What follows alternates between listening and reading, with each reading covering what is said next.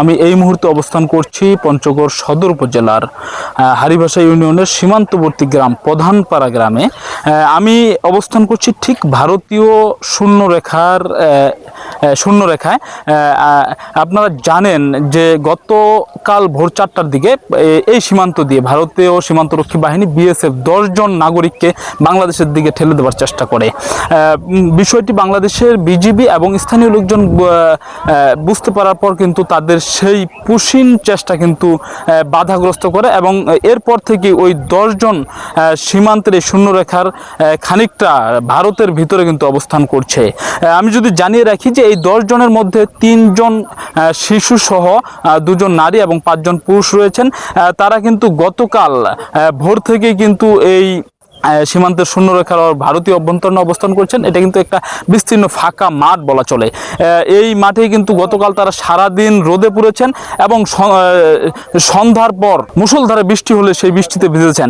আমি যদি দেখাবার চেষ্টা করি, এখনও কিন্তু রাতের বৃষ্টির কারণে এই বিস্তীর্ণ ফসলি জমিতে কিন্তু জলাবদ্ধতা সৃষ্টি হয়েছে এবং এই জলাবদ্ধ জমির উপরেই কিন্তু ওই ভারতীয় নাগরিকরা রয়েছেন। বিজিবির সঙ্গে কথা বলে যেটা জেনেছি যে গতকালকে পুশিন ঘটনার পর বিজিবি এবং ভারতীয় সীমান্তরক্ষী বাহিনী বিএসএফের কোম্পানি কমান্ডার পর্যায়ে একটি বৈঠক হয়েছিল, কিন্তু সেই বৈঠকে ভারতীয় সীমান্তরক্ষী বাহিনী এই 10 জনকে তারা ফেরত নিতে স্বীকৃতি না জানানোয় ওই বৈঠকে কোনো সুরাহা মিলেনি। আমরা এই ব্যক্তিদের সঙ্গে কথা বলেছি, তারা আমাদেরকে যেটা জানিয়েছে তারা কিন্তু গতকাল থেকে মানবতার জীবনযাপন করছে। তারা খেয়ে না খেয়ে রয়েছেন এবং বিশেষ করে একই জায়গায় গত 30 ঘন্টারও বেশি সময় ধরে অবস্থান করছেন। গতকাল দিনের বেলা রৌদ্রে পুড়েছেন, রাতে বৃষ্টিতে ভিজেছেন। এখন জলাবদ্ধ জমির উপর পানির উপরেই কিন্তু তারা কেউ দাঁড়িয়ে আছেন, কেউ বসে আছেন।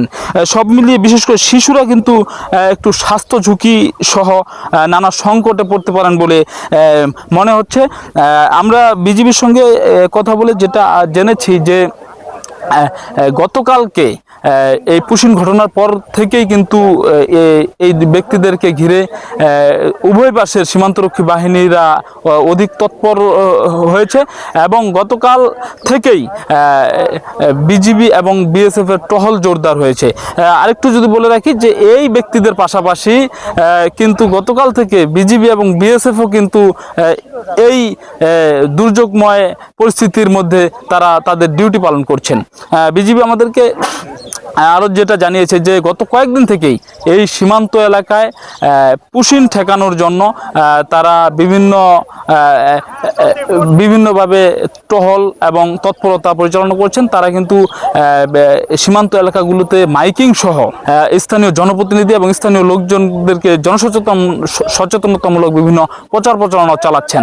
বিজিবির সঙ্গে যেটা কথা বলে আজকে জেনেছি যে আজকে তাদের এই ব্যাপারটা নিয়ে কিভাবে শুরু আসতে পারে এই ব্যাপারে তারা বলেছেন যে আজকেও হয়তো বিএসএফ এর সঙ্গে তাদের কোনো বৈঠক হতে পারে। বৈঠকে যদি কোনো সুরাহা আসে তবেই হয়তো এই শিশুসহ 10 জন মানুষ একটি নিরাপদ ঠাঁই পাবে।